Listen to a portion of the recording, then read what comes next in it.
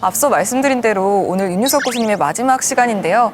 마지막 시간이니만큼 총정리를 해보는 시간을 가져볼까 하는데 교수님 준비되셨죠? 네, 그렇습니다. 개인 투자자의 평균 연령층이 50대라고 들었습니다. 그렇다면 결국 투자라는 것은 노후 자산을 증식시키기 위한 목적이겠죠. 그러면 우리가 단기적인 관점보다는 중장기적인 관점에서 투자의 길을 걸어가야 됩니다. 이럴 때 제가 여러분들한테 제시하고자 하는 첫 번째 투자 철학은 돈 잘 버는 기업에 투자한다는 얘기입니다.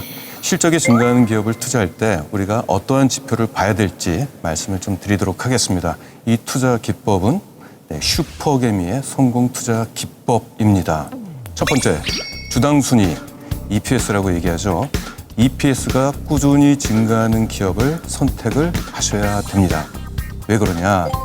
이 산업 내에서는 경쟁이 워낙 치열하기 때문에 순이익이 꾸준히 증가하는 기업이 그렇게 많지는 않습니다. 그렇기 때문에 그럼에도 불구하고 EPS가 꾸준히 증가하는 기업은 시장 내에서 압도적인 시장 지위력과 그리고 쉽게 말해서 1등 내지는 독과점적 지위를 갖고 있는 기업이다라는 겁니다.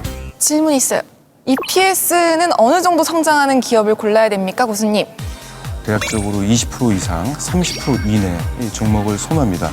너무 낮으면 투자 가치가 떨어지고 너무 높으면은 그 성장률이 꺾일 가능성이 있기 때문에 한 20에서 30 정도, 이 정도 수준으로 보시면 되겠습니다. 자, 두 번째. 이러한 실적이 꾸준히 증가하는 것이 누구의 도움에 의해서 성장했느냐 아니면 자기 스스로의 노력에 의해서 자체 성장을 했느냐 이것을 구분하는 것이 굉장히 중요합니다. 가령 경기에 편승을 해서 성장한 경기 민감주들은 제외를 시켜야 되겠죠. 건설주, 철강주, 그리고 반도체주 이런 것들이 그에 해당하는 종목들입니다. 그리고 또 특정 소수 대기업으로부터 수주를 받아가지고 성장하는 자동차 부품주라든지 조선 부품주 이런 기업들도 거기에 해당이 되는 것이죠. 여기서 퀴즈를 내겠습니다. 자체 성장을 가지고 있는 기업들은 어떤 업종일까요?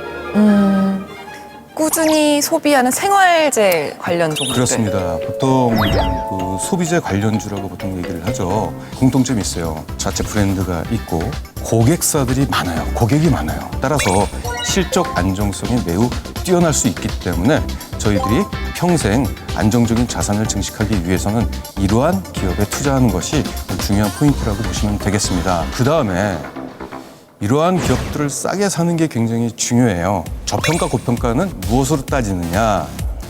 EPS 성장률보다도 PER이 낮을 때 그 기업이 저평가됐다라고 보통 평가를 합니다.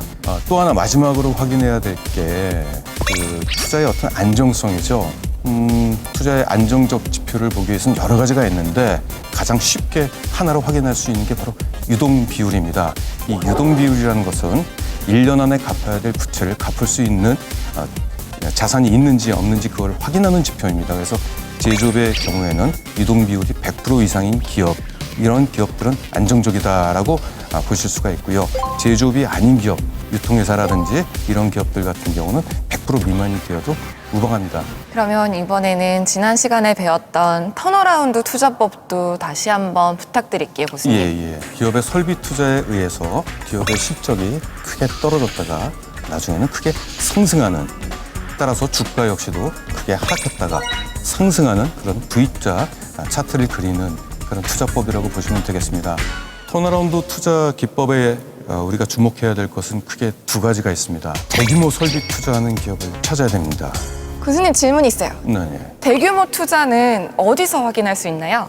전자공시에 가서 신규 시설 투자 공시라는 그 검색어를 치게 되면 관련된 기업들이 쭉 나옵니다. 거기에는 그 공시에는 투자 규모가 나오고요. 자기 자본 대비 몇 프로의 투자 규모가 나오고 투자 기간까지도 명시되어 있기 때문에 턴어라운드 기업을 발굴할 수가 있습니다. 턴어라운드 기업 같은 경우는 언제부터 투자를 하느냐, 이제 그 부분이 가장 이제 중요한 포인트가 되는데요.